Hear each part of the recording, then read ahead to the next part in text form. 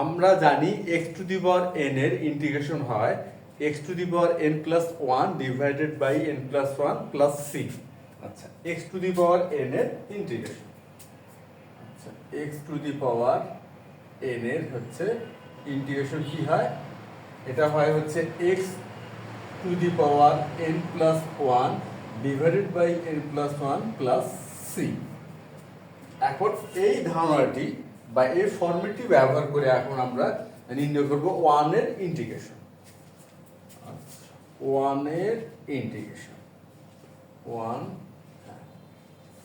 এখন কথা হচ্ছে এখানে 1 এর ইন্টিগ্রেশন করতে গেলে যে বিষয়টা আমাদের খেয়াল করতে হবে আর কি, এখানে বলে নয় যে কোনো যোগজীকরণ বা ইন্টিগ্রেশন করার ক্ষেত্রে আমরা যখন 1 এর ইন্টিগ্রেশন করব তখন একটা বিষয় খেয়াল করব যে চলকটা, এখানে কি চলক আছে, dx আছে, এখানে চলক আছে dx। তা সুতরাং আমরা 1 কে প্রকাশ করব x টু দি পাওয়ার 0 দিয়ে। আচ্ছা, তাহলে 1 কে প্রকাশ করব কি x টু দি পাওয়ার 0 দিয়ে আর dx। তাহলে বিষয়টা কি দাঁড়ালো যে dx আসছে বলে কিন্তু x টু দি পাওয়ার 0।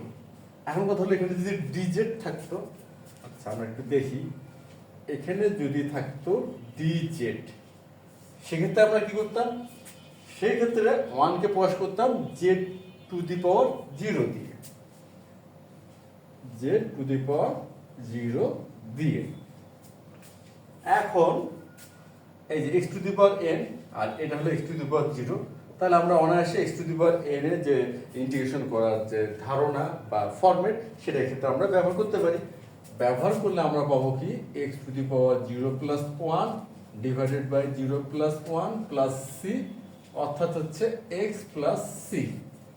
অনুরূপভাবে এই যে 1 এখানে যে dz থাকে, তাহলে আমরা এখানে ইন্টিগ্রেশন পাচ্ছি কি z প্লাস c, ইন্টিগ্রেশন করলে আমরা পাচ্ছি z প্লাস c, অর্থাৎ dz থাকলে হবে z প্লাস c আর dx থাকলে হবে x প্লাস c।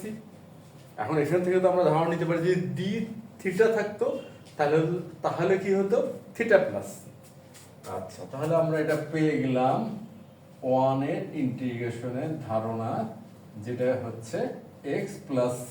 এবং সবচেয়ে যে মানে খেয়াল করার বিষয় সেটা হচ্ছে এখানে x হবে না, z হবে না, থিটা হবে না, অন্য কিছু হবে, সেটা নির্ভর করবে এখানে চলক দেখে। চলক এখানে যদি থাকে dx তাহলে হবে x প্লাস c, dz থাকলে z প্লাস c, অনুরূপভাবে d থিটা থাকলে থিটা প্লাস c, বা এমনি যেটাই থাকুক না কেন, যদি dp থাকে সাপোজ dp তাহলে হবে p প্লাস c। আচ্ছা, তাহলে এইটা গেল হচ্ছে 1 এর ইন্টিগ্রেশন। এখন আমরা দেখব যে x to the power n এর differentiation. x to the power n এর হচ্ছে ডিফারেন্সিয়েশন হয় n into x to the power n minus 1। এটা হচ্ছে x to the power n এর ডিফারেন্সিয়েশন। এখন আমরা দেখব 1 এর ডিফারেন্সিয়েশন কি হয়, সরি 1 এর না তো x এর, 1 এর নয়, আমরা এখন দেখব x এর ডিফারেন্সিয়েশন কি হয়। x এর তাহলে এটা সমান কি হবে ddx, x এর পাওয়ার এখানে আমরা কি ধরে নিচ্ছি 1, এখানে যেহেতু x তাহলে এখানে অবশ্যই x এর পাওয়ার 1 ধরে নিতে হবে, তাহলে x এর পাওয়ার হচ্ছে 1। এখন আমরা x to the power n এর ডিফারেন্সিয়েশনের ধারণাটা এখানে ব্যবহার করতে পারি। ব্যবহার করলে আমরা পাচ্ছি 1 into x to the power n, sorry n minus 1 মানে 1 মাইনাস 1 ইকুয়াল হচ্ছে 1 into x to the power 0 equal হচ্ছে 1। তাহলে x এর ডিফারেন্সিয়েশন পেলাম আমরা কি 1, আর ব্যবহার করলাম কোন ধারণাটি, ব্যবহার করলাম x to the power n এর ডিফারেন্সিয়েশনের নির্ণয়ের ধারণা বা ফরম্যাটটি। আচ্ছা, তাহলে আমরা x এর ডিফারেন্সিয়েশন পেলাম হচ্ছে 1। এখন আমরা আরেকটি বিষয় খেয়াল করব, বিষয়টা হচ্ছে এখানে যদি এমন থাকতো, এটা হলো dx, অর্থাৎ এখানে dx অর্থাৎ চলক হলো x, কিন্তু এখানে সাপোজ আছে হচ্ছে z to the power 6, suppose এখানে কি আছে z টু দি পাওয়ার 6। এখন dx অর্থাৎ চলক হলো এখানে x আর ডিফারেন্সিয়েশন নির্ণয় করবো আমরা জেড টু দি পাওয়ার 6 এর। এখন কথা হচ্ছে এখানে কিন্তু ডিফারেন্সিয়েশন নির্ণয় করা সম্ভব নয়, মানে সরাসরি সম্ভব নয়। কেন সম্ভব নয়? এর জন্য চলক ভিন্ন, এখানে চলক হলো ভিন্ন, এখানে ডিএক্স আছে, তার মানে এখানে আমরা চলক ধরে নিচ্ছি এক্স, আর এখানে চলক আছে জেড, সুতরাং এখানে ডিফারেন্সিয়েশন নির্ণয় করা সম্ভব না। তাহলে আমরা কি করব? তাহলে আমরা একটা ফরম্যাটে যাব যাতে আমরা এই ডিফারেন্সিয়েশনটা নির্ণয় করতে পারি। আর ফরম্যাটটা কিভাবে দাঁড় করাবো? আচ্ছা, এখানে যেহেতু জেড আছে তাহলে এখানে আমাদের ডি জেড আনতে হবে, অর্থাৎ বিষয়টা হবে ডি বাই ডি জেড নিয়ে আসলাম। কিন্তু এখানে ছিল ডি ডিএক্স, এখানে ছিল ডি ডিজেড, পার্থক্য হচ্ছে, আর পার্থক্য হয়ে যাচ্ছে, কিন্তু আমরা তো এটা চাইলেই এইভাবে মানের পরিবর্তন করতে পারি না, মানটা তো ঠিক রাখতে হবে। এই জন্য এখানে আমরা কি করব? ডিজেড বাই ডিএক্স খেয়াল করি। তাহলে এক্ষেত্রে ডিজেড বাই ডিএক্স, এক্ষেত্রে কি পাচ্ছি? এই যে ডিজেড ডিজেড এটা 1 হয়ে গেল, ডি ডিএক্স, অর্থাৎ আমরা পাচ্ছি ডি বাই ডিএক্স, তাই ডি ডিএক্স। তাহলে আমরা এখানে কি করব? এই ধারণাটি এখানে ব্যবহার করব। আচ্ছা, এই ধারণাটি ব্যবহার করলে আমরা ডিফারেন্সিয়েশন যেটা পাচ্ছি আর কি। আচ্ছা, আগে আমরা ব্যবহার করি ধারণাটি ডি ডিজেড, এটা হলো জেড টু দি পাওয়ার 6, আর এখানে ডিজেড ডিএক্স, তাহলে ইকুয়াল কি হচ্ছে? ইকুয়াল হচ্ছে, এখন কিন্তু আমরা এখানে ডিজেড পেলাম আর এখানে জেড পেলাম, চলক কিন্তু একই হয়ে গেল, এখন ডিফারেন্সিয়েশন করা যাবে। আর এই ক্ষেত্রে আমরা ব্যবহার করতে পারবো x to the power N এর ডিফারেন্সিয়েশন নির্ণয়ের ধারণাটি। তাহলে আমরা পাচ্ছি এখানে 6 into Z to the power 6 minus 1, আর এখানে তো ডিজেড ডিএক্স থেকেই গেল, সুতরাং আমরা শেষ পর্যন্ত পেলাম 6, আচ্ছা, z to the power 5 dz dx, অর্থাৎ জেড টু দি পাওয়ার 6 এর ডিফারেন্সিয়েশন পেলাম ডিএক্স এর সাপেক্ষে বা এক্স চলকের সাপেক্ষে 6 into Z to the power 5 into হচ্ছে ডিজেড ডিএক্স। আচ্ছা, এটা আমরা এখানে নোট আকারে রাখি, হয়তো এটা আমাদের কোনো কাজে দিতে পারে। Z to the power 5 dz dx. এখন কথা হচ্ছে যে tan ইনভার্স x এর ডিফারেন্সিয়েশন কি হয়? tan ইনভার্স x, আচ্ছা, d dx tan inverse x, তা tan ইনভার্স x এর ডিফারেন্সিয়েশন হয় 1 বাই 1 প্লাস x স্কয়ার। এটা হচ্ছে tan ইনভার্স x এর ডিফারেন্সিয়েশন। সুতরাং আমরা যখন প্রতি অন্তরজের ধারণা ব্যবহার করি, তাহলে 1 বাই 1 প্লাস এক্স স্কোয়ারের ইন্টিগ্রেশন কি হবে? আচ্ছা, তাহলে হচ্ছে 1 বাই 1 প্লাস এক্স স্কোয়ারের ইন্টিগ্রেশন কি হবে? যেহেতু tan ইনভার্স এক্স এর ডিফারেন্সিয়েশন হয় 1 বাই 1 প্লাস এক্স স্কোয়ার, সুতরাং 1 বাই 1 প্লাস এক্স স্কোয়ারের ইন্টিগ্রেশন হবে হচ্ছে tan inverse x, tan inverse x, আর একটা হলো ইন্টিগ্রেশনের ধ্রুবক। তাহলে আমরা 1 বাই 1 প্লাস এক্স স্কোয়ারের ইন্টিগ্রেশন পেয়ে গেলাম। আচ্ছা, তাহলে 1 বাই 1 প্লাস এক্স স্কোয়ারের ইন্টিগ্রেশন পেলাম tan inverse x plus c.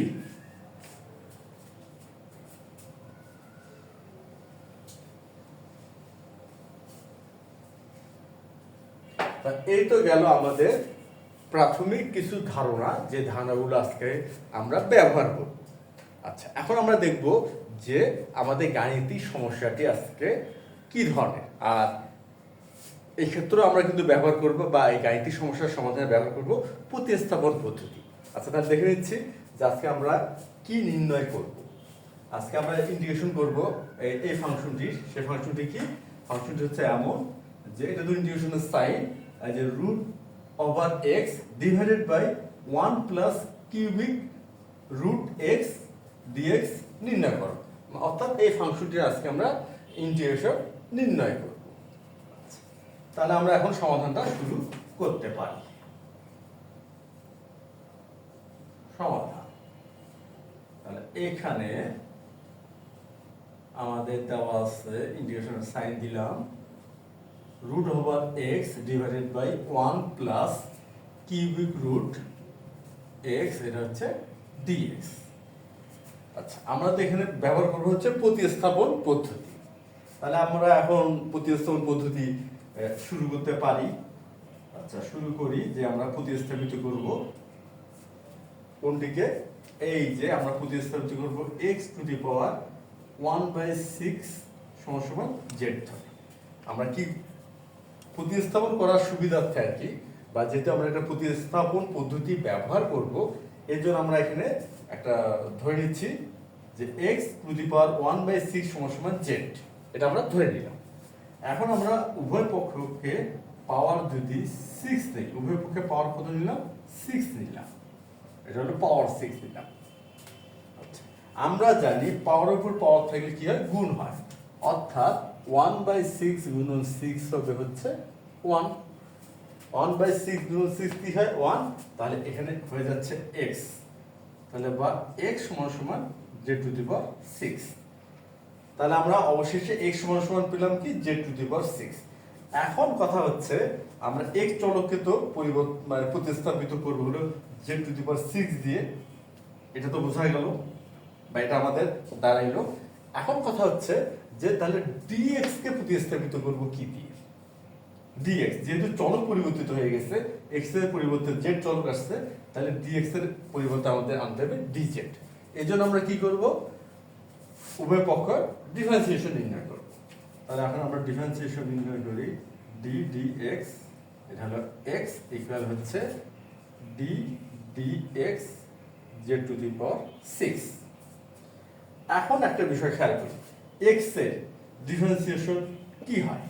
এই যে আমরা দেখি x এর ডিফারেন্সিয়েশন হয় হচ্ছে 1, x এর ডিফারেন্সিয়েশন 1 হয়, তা শুধু এখানে আমরা লিখতে পারি 1। আর z টু দি পাওয়ার 6 আমরা এটাও খেয়াল করি, এখানে এই যে z টু দি পাওয়ার 6 এর ডিফারেন্সিয়েশন যদি এখানে dx থাকে, সেই ক্ষেত্রে হবে হলো 6 into z to the power 5 into dz dx। তাহলে এখানে তো আমরা এটা সরাসরি লিখতে পারি বা ব্যবহার করতে পারি। কিভাবে এটা হয়? এটা তো আমরা এই সমাধানটি শুরু করার পূর্বে এই ধারণাটা আমরা বোঝার চেষ্টা করছি, আসলে কেন এমন হয়, মানে dx থাকলে z টু দি পাওয়ার 6 এর ডিফারেন্সিয়েশন কেন এমন হয়, এটা কিন্তু আমরা গাণিতিক ব্যাখ্যা সহকারে বিষয়টা বোঝার চেষ্টা করছি। তাহলে এখন সেটা আমরা সরাসরি প্রয়োগ করব। 6 into z to the power 5 dz dx।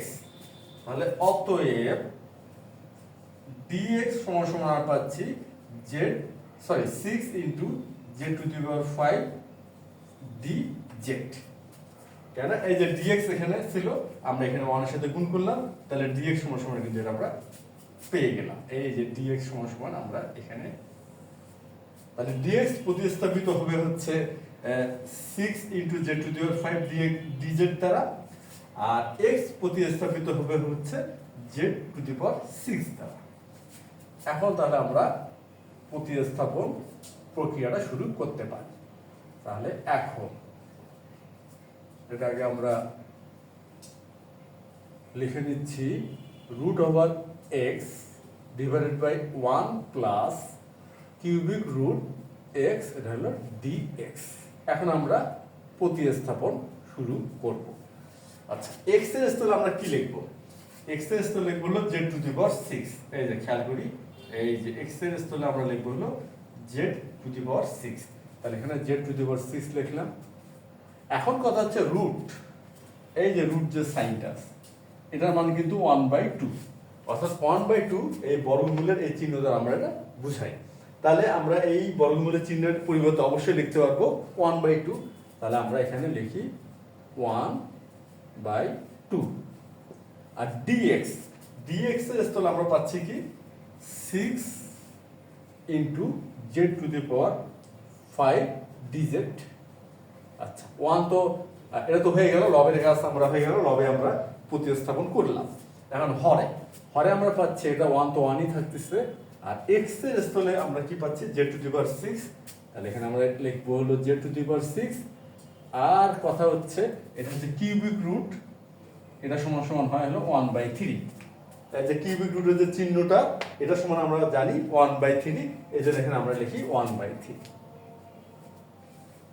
Equal. এখন আচ্ছা 6 এখানে পাওয়ার 6 আর আসা হচ্ছে 1/2, আর তাহলে এটা কি করব, গুণ করব। তাহলে 6 ইন্টু 1/2 সমান সমান হয় 3। 6 ইন্টু 1/2 সমান সমান কি হয়, 3 হয়। তাহলে এখানে হবে z to the power 3, z to the power 3 বা জেড কিউব। আর এখানে 6 ইন্টু হলো z to the power 5 d z, আর ডিভাইডেড বাই 1। আর এখন কথা হচ্ছে এখানে আছে পাওয়ার আছে 6 আর এখানে পাওয়ার আছে 1/3। তাহলে 6 ইন্টু 1/3 কি হয়, এটা হয় হলো 2। তাহলে এখানে হবে জেড স্কোয়ার।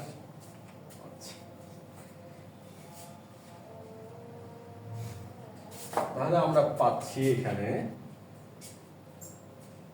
6টাকে ইন্টিগ্রেশন সাইনে বাইরে নিয়ে আসলাম যেটা একটা ধ্রুবক, আর জেড কিউব আর জেড 5।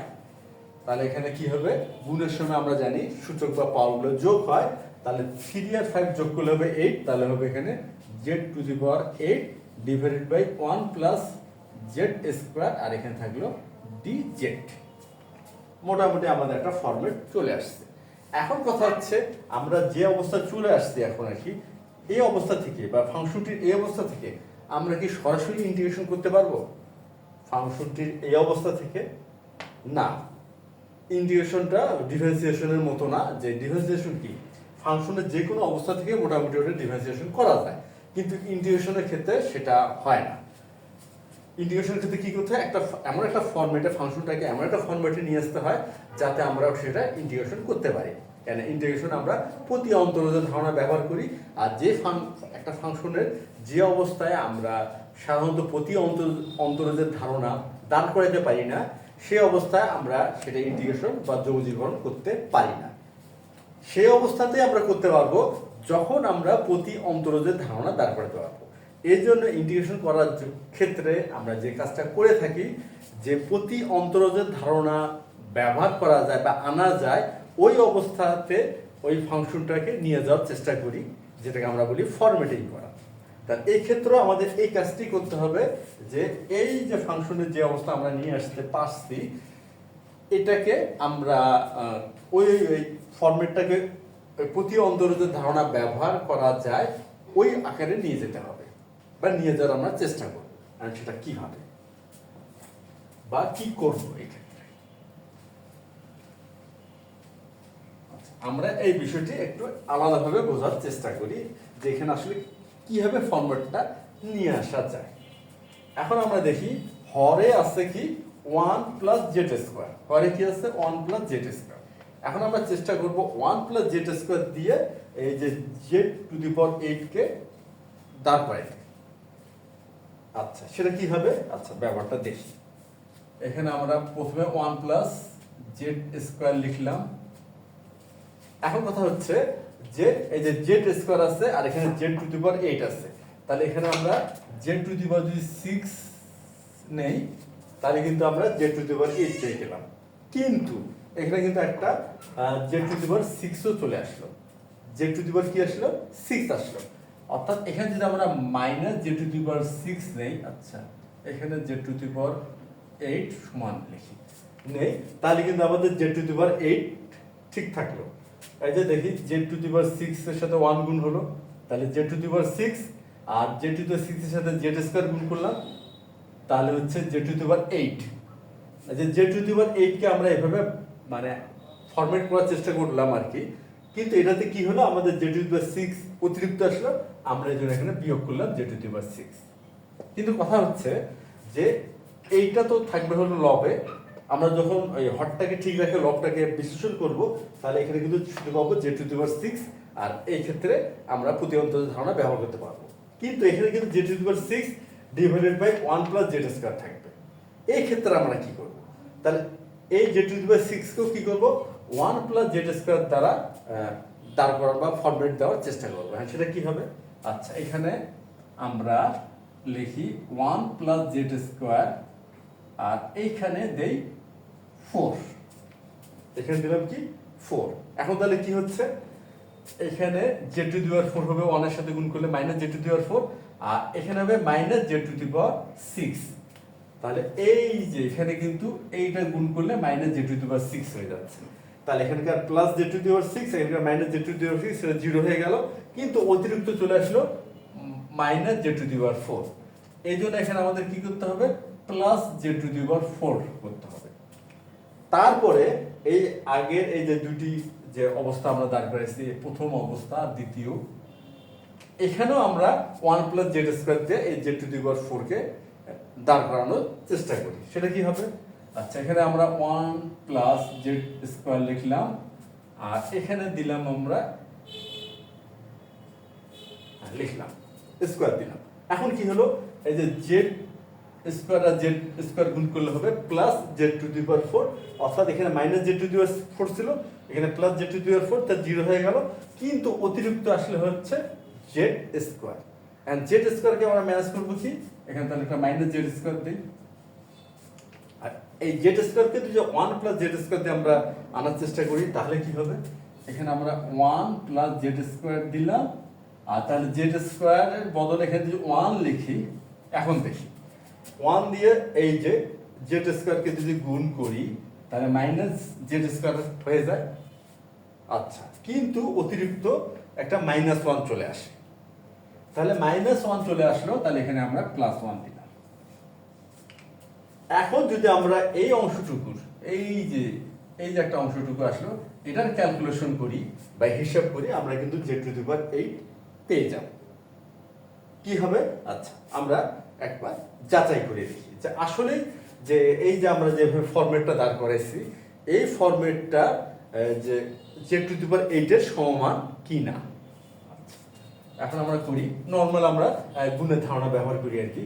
তাহলে এখানে আসবে z to the power 6 plus z to the power 8 minus হবে হলো z to the power 4 minus z to the power 6, আর এখানে আসবে জেড স্কোয়ার প্লাস হচ্ছে z to the power 4 minus হচ্ছে 1 minus z square plus 1 equal. এখন খেয়াল করি এখানে কি জেড টু দি পাওয়ার 8, আচ্ছা জেড টু দি পাওয়ার 8 আমরা লিখে ফেললাম। এখন খেয়াল করি এখানে আছে plus z to the power 6, এখানে minus z to the power 6, কি হয়ে গেল, 0 হয়ে গেল। আচ্ছা, minus z to the power 4 plus z to the power 4, এটাও 0 হয়ে গেল, plus z to the power বা z to the power 2 by z square, এটা হলো মাইনাস জেড স্কোয়ার, এটাও 0 হয়ে গেল, -1 প্লাস 1, এটাও 0 হয়ে গেল, তার কি থাকলো জেড টু দি পাওয়ার 8। অর্থাৎ আমরা বলা যেতে পারে আমরা সফল। সফল কি হবে, সফল হচ্ছে আমরা এই যে জেড টু দি পাওয়ার 8 কে যে ফরম্যাটটা নিয়ে আসার চেষ্টা করছি বা ফরম্যাটে দাঁড় করাইছি, এবং এই ফরম্যাটে অবশ্যই দাঁড় করেছি হর 1 প্লাস জেড স্কোয়ার, এটা খেয়াল করে, কিন্তু অবশ্যই এটা কিন্তু খেয়াল করতে হবে যে এই হরটা দিয়ে কিন্তু ফরম্যাটটা আমরা আনছি, এটা কিন্তু আমরা এই যে ধারণা করে বা কল্পনা করে কিন্তু বিষয়টা দাঁড় করাইনি। এখানে দাঁড় করাইছি কি এই যে 1 প্লাস জেড স্কোয়ার, আমরা এটা কোথা থেকে পেলাম, এটা আমরা হর থেকেই কিন্তু পাইছি। এই হর থেকেই আমরা এইভাবে ফরম্যাট, এই হর থেকে 1 প্লাস জেড স্কোয়ারকে নিলাম, নিয়ে আমরা এই জেড টু দি পাওয়ার 8 কে এই ফরম্যাটে দাঁড় করাইছি। আচ্ছা, এবং আমরা ক্যালকুলেশন করে দেখি যে না, আমাদের ফরম্যাটিং ঠিক আছে, আমরা মানে কোনো পরিবর্তন করিনি, কিন্তু একটা ফরম্যাটও নিয়ে আসতে পারছি। অর্থাৎ আমরা এরপর অনায়াসে পরবর্তী ধাপের কাজ শুরু করতে পারি। তাহলে এখন আমরা এই ফরম্যাটটা এখানে ব্যবহার করি।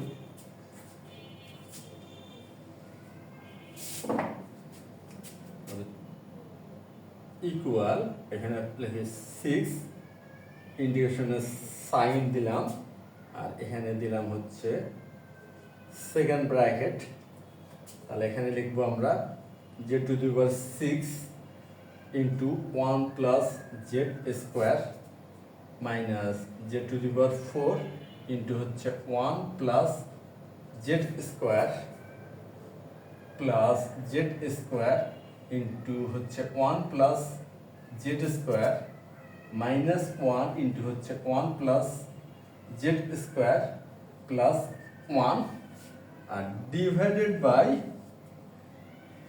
One plus z square second bracket close করলাম, এখানে লিখলাম ডিজেড। আমরা এই ফরম্যাটটা কি করলাম, এখানে লিখে ফেললাম। আচ্ছা, এখন আমরা পরবর্তী ধাপটা শুরু করব।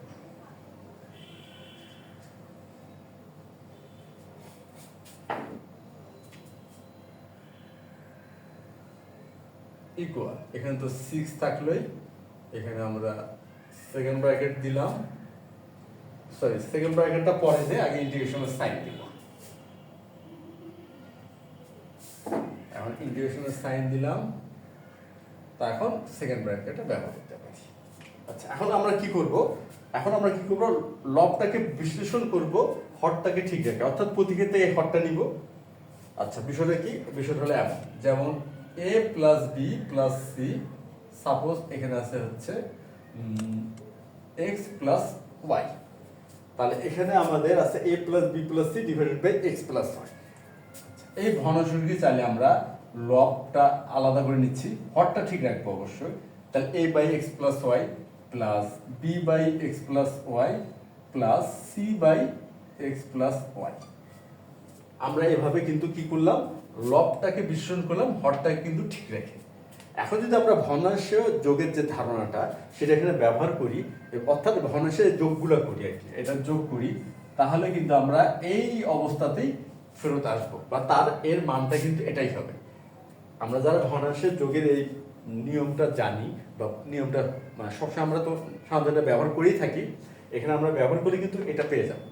অর্থাৎ এই ভগ্নাংশটিকে চাইলে আমরা এভাবে লিখতে পারি, এই ধারণাটি এখানে আমরা ব্যবহার করব। আচ্ছা, ব্যবহার করে এটাকে কি করব, এমন একটা অবস্থায় নিয়ে যাওয়ার চেষ্টা করব যাতে আমরা প্রতি অন্তর্জাল ধারণাটা ব্যবহার করতে পারি। আর প্রতি অন্তর্জাল ধারণা ব্যবহার করতে পারলে তো আমাদের ইন্টিগ্রেশনটা হয়ে যাবে।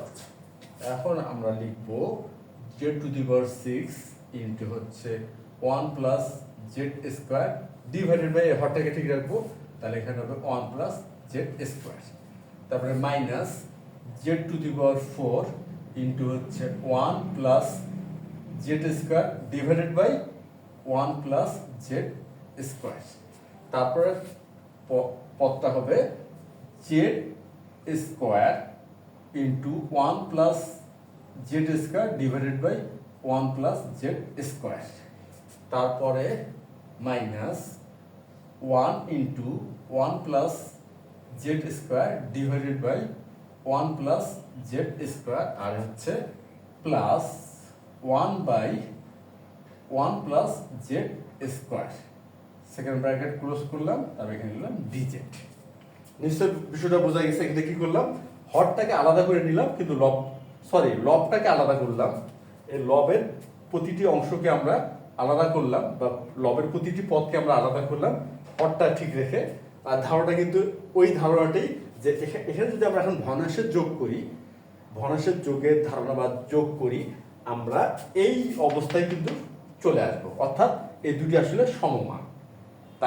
তাহলে কথা হচ্ছে, তাহলে এমন কেন করলাম, এমন এই জন্য করলাম যাতে আমরা এই ফাংশনটির একে মানে ইন্টিগ্রেশন করার উপযোগী একটা ফরম্যাটে নিয়ে যেতে পারি।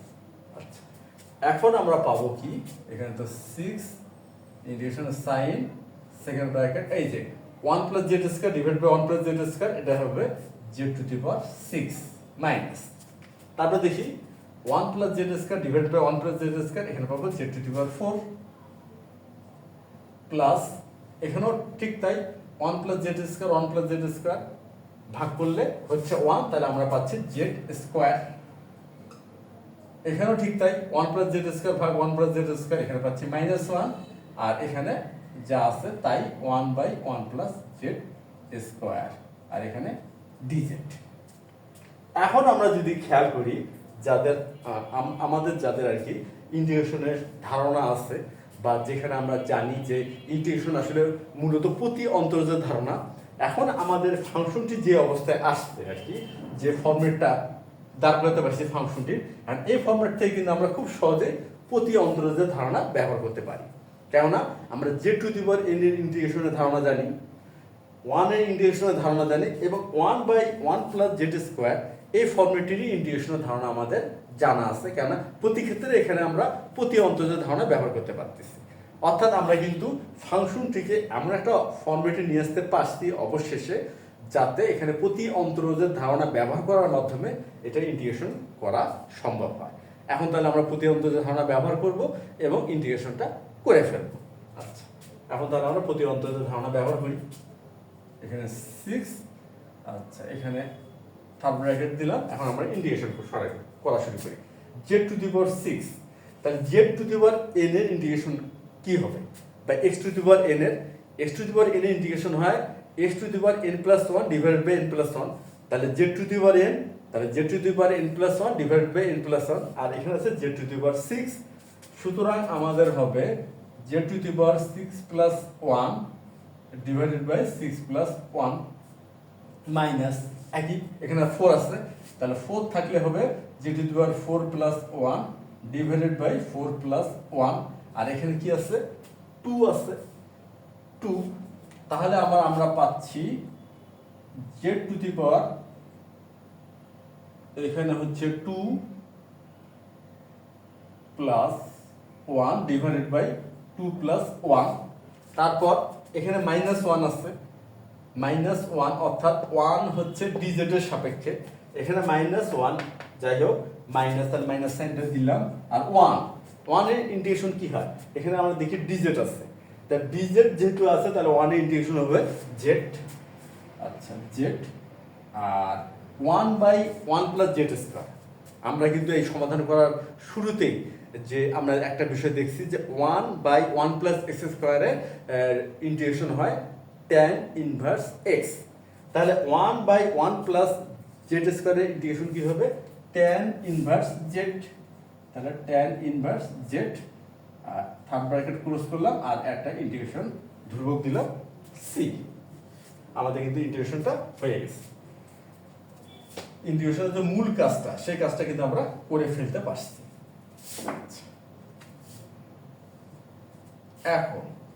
এখন আমরা জাস্ট খালি ক্যালকুলেশন করব, আর জেড কে প্রতিস্থাপিত করব হচ্ছে এই যে খেয়াল করি x টু দি পাওয়ার 1/6 দিয়ে, এই যে জেড কে প্রতিস্থাপিত করব। আচ্ছা, তাহলে এখানে পাচ্ছি 6 থার্ড ব্র্যাকেট, এটা হচ্ছে 7, তাহলে এটা হলো কি 7 হবে, অর্থাৎ এখানে হবে কি 1/7 বা 7 লিখতে পারি। আচ্ছা লিখি z to the power 7 divided by 7 minus এখানে হবে z to the power 5 divided by 5, আর এখানে হবে z to the power 3 divided by 3 minus z, জেডই থাকলো, আর এখানে tan ইনভার্স জেড এটাই থাকলো। থার্ড ব্র্যাকেট ক্লোজ করলাম সি ইকুয়াল।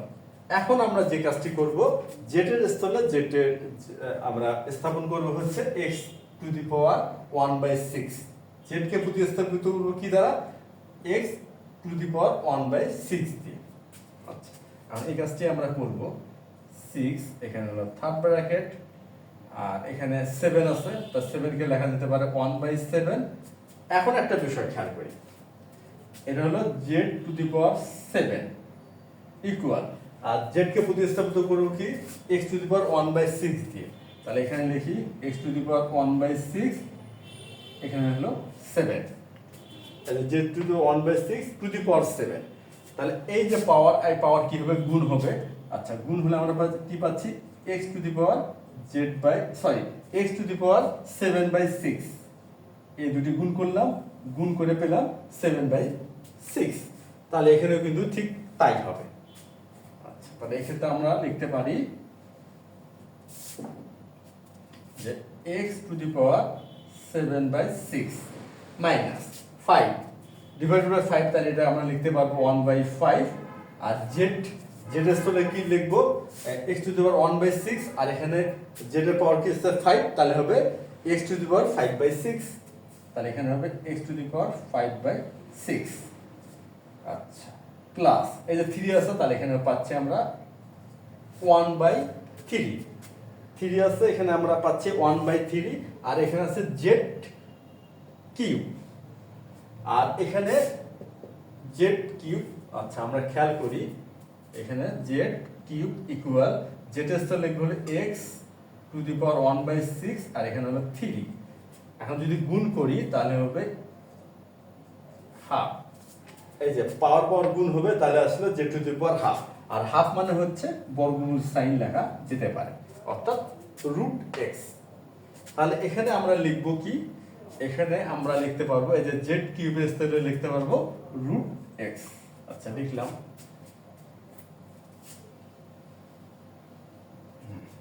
তারপর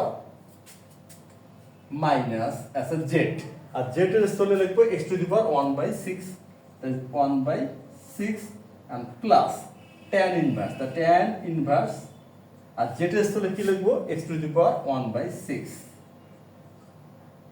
third bracket close plus C.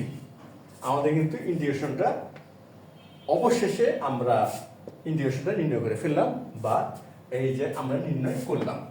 আচ্ছা, আশা করি আজকে যে ধারণাগুলো আমরা এখানে ব্যবহার করলাম, এই প্রতিস্থাপন পদ্ধতির ধারণা, তারপরে এই যে স্পেশাল একটি ফরম্যাট আমরা এখানে ব্যবহার করছি, এটা তোমরা সবাই বুঝতে পারছো, এবং এই গাণিতিক সমস্যাটি সমাধান অবশ্যই তোমরা খুব সহজভাবে করতে পারবা।